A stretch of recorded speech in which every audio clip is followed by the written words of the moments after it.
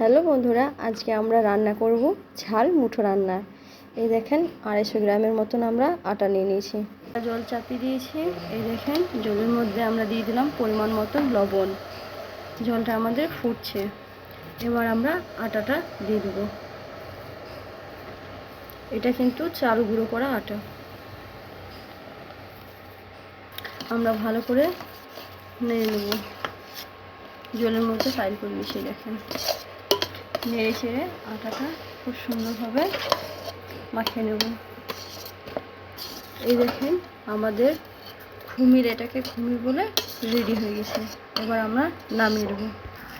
এই দেখেন আমরা খুমিরটা ভালো করে মাখিয়ে নিয়েছি। ছেনে নেবো আবার হাত দিয়ে।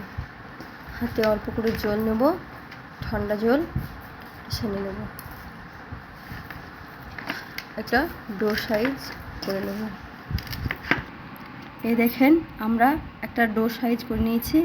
এবার আমরা ছোট ছোট করে আটাটা কেটে কেটে নিয়ে আমরা দেখাচ্ছি কেমন করে কিভাবে মুঠোটা করছি। এই দেখেন অল্প সাইজে নিয়ে এরকম ডিজাইনটা হবে। আর একটা আপনাদেরকে করে দেখাচ্ছি। অল্প করে আটাটা নিয়েছি। এই দেখেন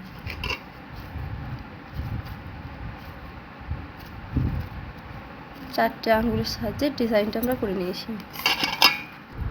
এই দেখেন আমরা থালাতে মুঠোটা রেডি করে নিয়েছি।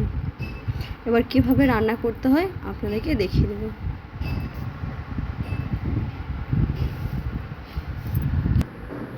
এই দেখেন আমাদের ঝাল মুঠো রান্নার জন্য এই মশলাগুলো লাগবে। এটা হয়েছে সুট পেঁপল, আদা, গোলমরিচ, রসুন। এটা এবার আমরা মিক্সারের মধ্যে বা শিলের মধ্যে বেটে নিতে পারেন। এটা আমরা বেটে নেব। আমরা কড়াই চাপিয়ে দিয়েছি। কড়াইয়ের মধ্যে দিয়ে দেব সরষের তেল, দিয়ে দিচ্ছি হলুদের গুঁড়ো, দিয়ে দিচ্ছি পরিমাণ মতন লবণ, দিয়ে দিচ্ছি আমরা মশলা বাটা। ভালো করে নেড়ে দেবো। এই দেখুন আমরা ভালো করে নেড়ে ছেড়ে নিয়েছি। এই দেখুন সুন্দর ফুটছে, মশলাটা আমাদের হয়ে গেছে। দিয়ে দিচ্ছি পরিমাণ মতন জল। এই দেখুন জলটা কি সুন্দর, আমাদের মশলাটা কি সুন্দর করে ফুটছে। এবার আমরা যেগুলো আটাগুলো মুঠো করে রেখেছিলাম সেগুলো দিয়ে দিচ্ছি। এই দেখেন আমরা দিয়ে দিয়েছি।